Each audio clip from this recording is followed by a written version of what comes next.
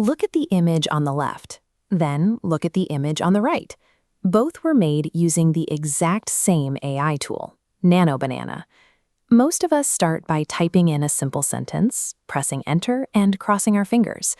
Often, the software provides something that feels disconnected from what we actually wanted. That realistic portrait on the right was not a lucky accident. The person who made it followed a specific 5-step process that anyone can repeat.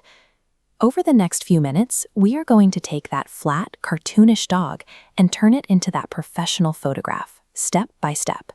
Consistent results come from a deliberate process of directing the software, rather than hoping for a lucky guess. Step 1 is moving away from very short sentences.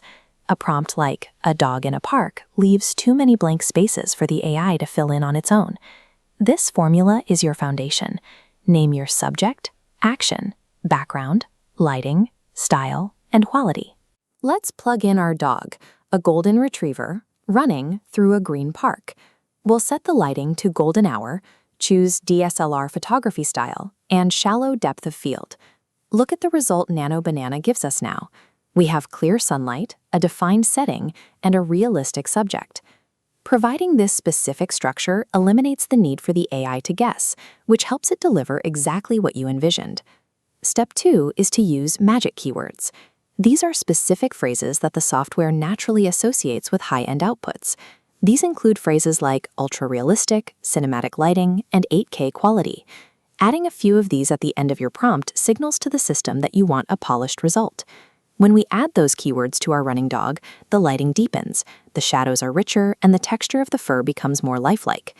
Even with a great prompt, you should follow step 3, generating multiple versions of the same text. This is a lot like taking a selfie. You don't just snap one picture. You take 3 or 4 and pick the one with the best angle or expression. AI interprets your instructions slightly differently every time. Generating a batch gives you options, letting you select the best composition without changing a single word. For step 4, we use editing. If you find a beautiful image that has one tiny mistake, you don't need to start over from scratch. For example, the dog might look perfect, but there could be an odd, blurry object sitting in the grass right behind them. Nano allows you to freeze the entire picture while highlighting just that specific area with the error. You then ask the software to fill that space with normal green grass instead.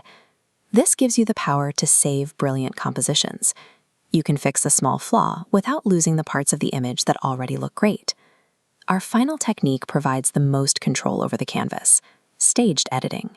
Trying to force the AI to get every complex detail right in a single massive prompt often leads to confusion. The software might miss the lighting or warp the background because it's trying to do too much at once.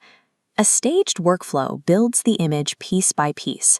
First, you generate your subject. Then you lock that in and edit the background. Next, you adjust the lighting. And finally, you refine the small details. This approach shifts the creative power to you. You are the one making the choices, rather than hoping the algorithm manages everything on the first try. Look at where we started on the left and where we finished on the right. We used a clear formula, specific vocabulary, and edited the details in stages. Which of these 5 steps will you try first? Let me know in the comments. Mastering these tools is about becoming a director. You are guiding the canvas and refining the results one step at a time. Thanks for watching, and I'll see you in the next one.